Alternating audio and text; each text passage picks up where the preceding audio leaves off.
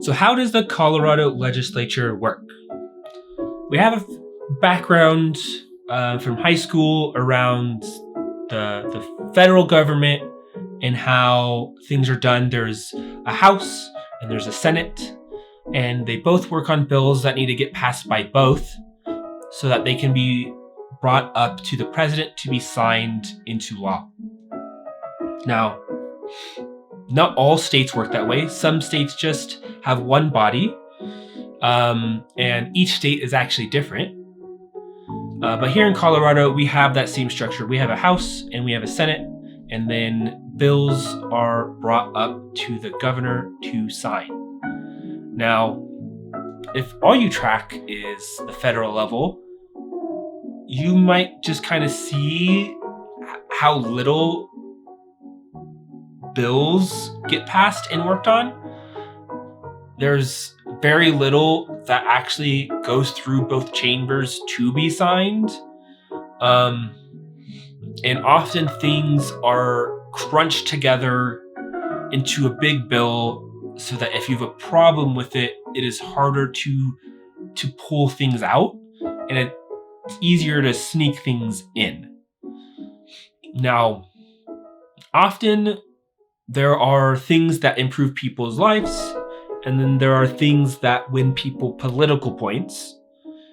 And these are hurdles to the political process that in some areas are less so at the Colorado or at the state level,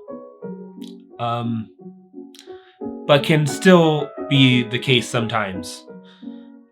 And so diving deeper into our state level, there's actually a lot more bills that are passed and worked on, and it's actually a lot more fluid and working. And here in Colorado, we are lucky in a number of ways. Like every bill allows for public testimony and knowledge, while in other states, you're actually able to do things behind the scenes and without people speaking on it. If you're in one of those states, I am so sorry. I don't necessarily know the solution other than bringing more awareness to that and moving to change that. But for today, we're going to focus here on the Colorado legislature and how policy gets passed and moves through those chambers. So we have 100 representatives, about 60, 65 on the House side, 30 and change on the Senate side. And each of those people gets to present and bring forward around 3 bills of legislature. They work on the bills, they work on the language. There is staff at the legislature that helps them on some of those aspects, along with their campaign staff and maybe other groups they are working with. And then those bills make their way to a committee. So there are a number of committees that a bill can be put on, but if you're working on an environmental bill and you are in the House, your climate bill, depending on if it's agriculture, water, or natural resources, or energy and the environment, will go to one of these 2 committees.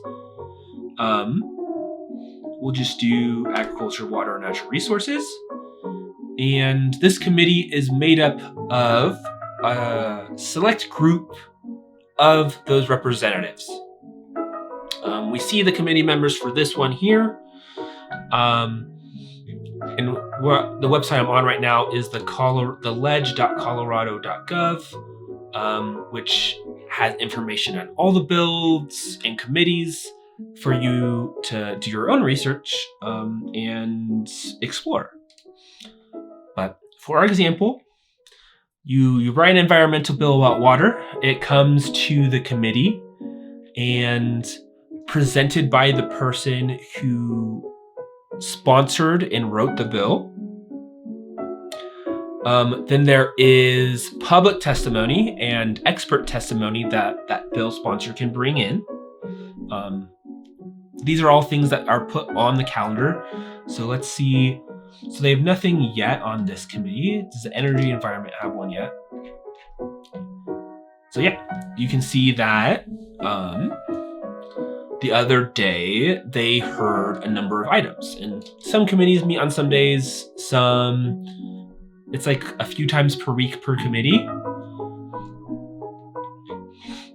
And then after these members hear the bill, hear testimony, gather their own research, they will take a vote on if it passes committee. If it fails committee, the bill is, I don't know if trashed is the right word. It is put to the side. You could present it in a future year in a version of it, but for the year, it is put to the side. If it passes, though, then it moves on up to, since we're in the House committees rather than the Senate committees, it moves to a floor vote for House, and then it moves to a floor vote. Actually, I think then it moves to the Senate committee, pass the Senate committee, moves to a floor vote on the Senate, and then all that's left is for the governor to sign it. Some bills also have to go through budget reconciliation, which is we have to be able to. Colorado is interesting in how we collect taxes, and it's based on a formula. So the budget committee has that formula, and as bills come through, get a certain amount of money, and then they get put into the official budget. So what have we learned? What are the key different parts of this? Committees are actually very important. Depending on who's on them, even if it went to the floor, it had a good chance of being passed. Let's say it's like a good governance bill around county commissioners, and how they are chosen. If it went to a floor vote, it's kind of public where everyone stands, and so people take their votes, has a chance to get passed. But depending on who's on the committee, there could be some people that are antagonistic. There can be some people who have their own feelings on the bill, and they can work with other committee members to make amendments and changes to make the bill more in line with what they want to see. But they can also shelf things. And so committees, in a way, are hugely pivotal because it's a smaller subset of people deciding. And when it comes to how you can make an impact, by emailing representatives and testifying, you can work to build those relationships and share your stories to convince them one way or another, depending on if it's a bill you support or opposed to. Am I missing anything? All the bills are put on the Colorado Legislature website. You can see there's most accessed or popular bills. The long bill, I think, is like the budget. I don't know what the long bill is. But let's Roe v. Wade Anniversary Day. January 22nd as Roe v. Wade Anniversary Day. You can go look at the text of the bill, when it was introduced, and votes. Does this tell exactly who voted each way? Yep.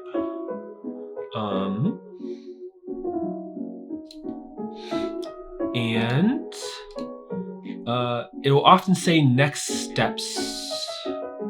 So introduce passed, already good.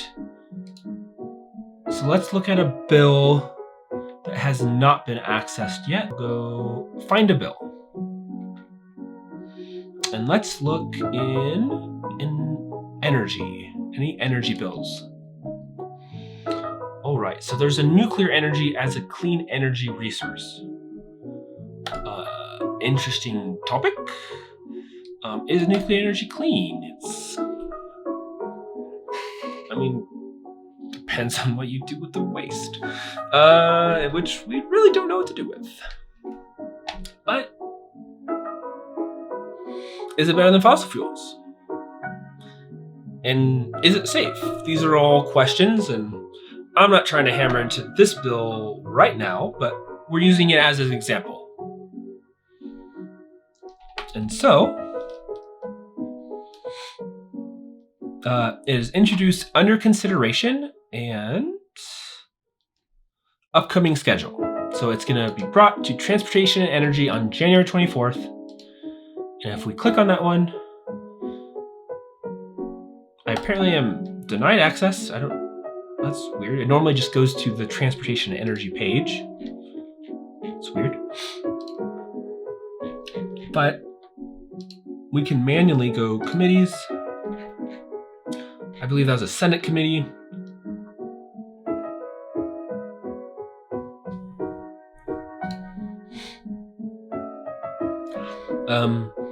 We can see the people on that committee.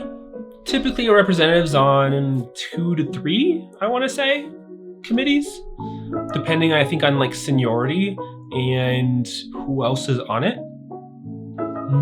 Typically a good mix of both parties. I think you get a fractional amount based on parties. So if the parties are 50-50, actually 50-50 is a weird example, but if it was like 55 Dems, 45 Republican, Dems would typically would have the committee chair, and 55 to 45 is still pretty even, but if it is more like 70 Dems and 30 Republicans, there'd be a lot more Dems on the committee than Republicans. Technically, though, the chair gets to decide ties, and so being the party that is the head of the Senate or head of the House is very important that way.